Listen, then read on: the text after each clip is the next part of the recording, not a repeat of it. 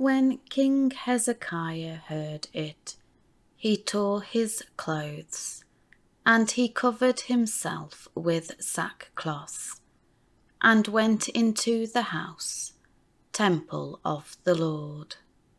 Then he sent Eliakim, who was in charge of his household, Shebna the scribe, and the elders of the priests, covered with sackcloth, to Isaiah the prophet, the son of Amoz. They said to him, "Thus says Hezekiah, this is a day of distress and anxiety, of punishment and humiliation. For children have come to the time of their birth, and there is no strength to rescue them. It may be that the Lord your God will hear all the words of the Rabshakeh, whom his master, the king of Assyria, has sent to taunt and defy the living God, and will rebuke the words which the Lord your God has heard. So offer a prayer for the remnant of his people that is left in Judah." So the servants of King Hezekiah came to Isaiah. Isaiah said to them, "Say this to your master. Thus says the Lord, do not be afraid because of the words that you have heard, with which the servants of the king of Assyria have reviled, blasphemed me. Behold, I will put a spirit in him, so that he will hear a rumour and return to his own land, and I will make him fall by the sword in his own land." So the Rabshakeh returned and found the king of Assyria fighting against Libnah, a fortified city of Judah, for he had heard that the king had left Lachish. When the king heard them say concerning Tirhakah, king of Ethiopia, "Behold, he has come out to make war against you," he sent messengers again to Hezekiah, saying, "Say this to Hezekiah, king of Judah, do not let your God, on whom you rely, deceive you by saying, Jerusalem shall not be handed over to the king of Assyria. Listen, you have heard what the Assyrian kings have done to all the lands, destroying them completely. So will you be spared. Did the gods of the nations whom my forefathers destroyed rescue them? Gozan and Haran of Mesopotamia, and Rezeph, and the people of Eden who were in Telessa. Where is the king of Hamas, the king of Arpad, of northern Syria, the king of the city of Sepharvaim, and of Hena, and Ivor?" Hezekiah received the letter from the hand of the messengers and read it. Then he went up to the house, temple of the Lord, and spread it out before the Lord. Hezekiah prayed before the Lord and said, "O Lord, the God of Israel, who is enthroned above the cherubim of the ark in the temple, you are the God, you alone, of all the kingdoms of the earth. You have made the heavens and the earth. O Lord, bend down your ear and hear. Lord, open your eyes and see. hear the taunting words of Sennacherib, which he has sent to taunt and defy the living God. It is true, Lord, that the Assyrian kings have devastated the nations and their lands, and have thrown their gods into the fire, for they were not real gods, but only the work of men's hands, wood and stone.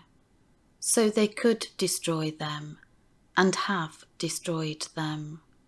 Now, O Lord our God, please save us from his hand, so that all the kingdoms of the earth may know without any doubt that you alone, O Lord, are God.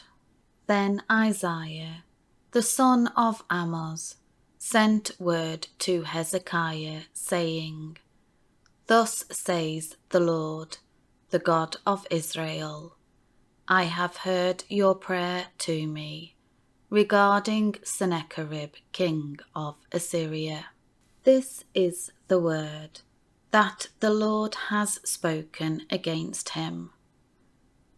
The virgin daughter of Zion has despised you and mocked you.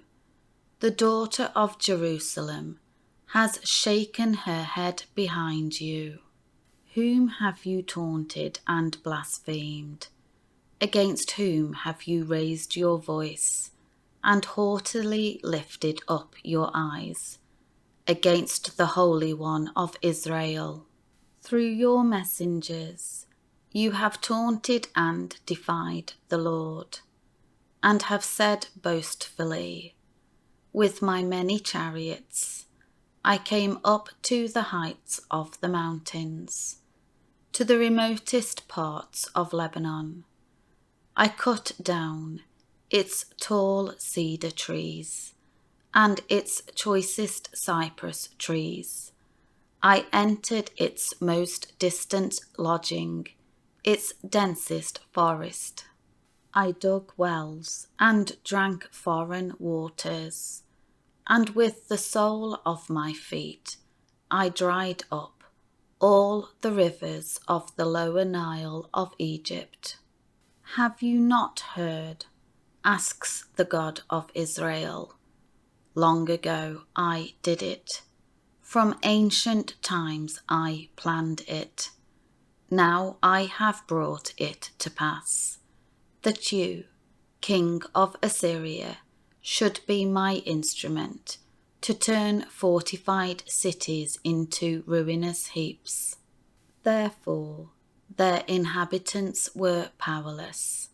They were shattered in spirit and put to shame. They were like plants of the field, the green herb, as grass on the housetops is scorched before it is grown up. But I, the Lord, know your sitting down, O Sennacherib, your going out, your coming in, and your raging against me. Because of your raging against me, and because your arrogance and complacency have come up to my ears, I will put my hook in your nose, and my bridle in your lips, and I will turn you back to Assyria by the way that you came. Then this shall be the sign of these things to you, Hezekiah. This year you will eat what grows of itself.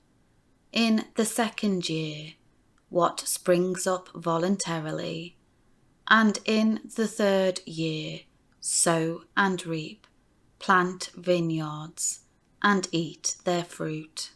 The survivors who remain of the house of Judah will again take root downward, and bear fruit upward. For a remnant will go forth from Jerusalem, and a band of survivors from Mount Zion. The zeal of the Lord of hosts shall perform this. Therefore, thus says the Lord concerning the king of Assyria, he will not come to this city, Jerusalem, nor shoot an arrow there, nor will he come before it with a shield, nor throw up a siege ramp against it.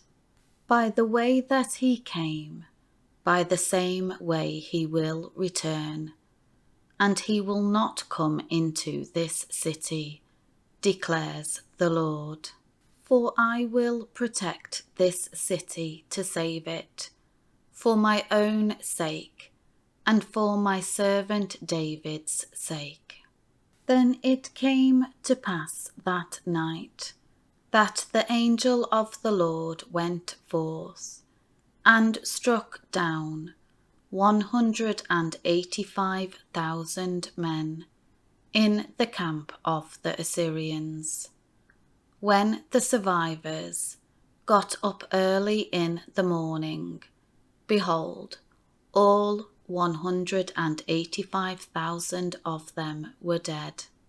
So Sennacherib, king of Assyria, left and returned home, and lived at Nineveh. It came about, as he was worshipping in the house of Nisroch his god, that his sons, Adramelech and Sharezer, killed him with a sword, and they escaped to the land of Ararat, and Esarhaddon his son became king in his place.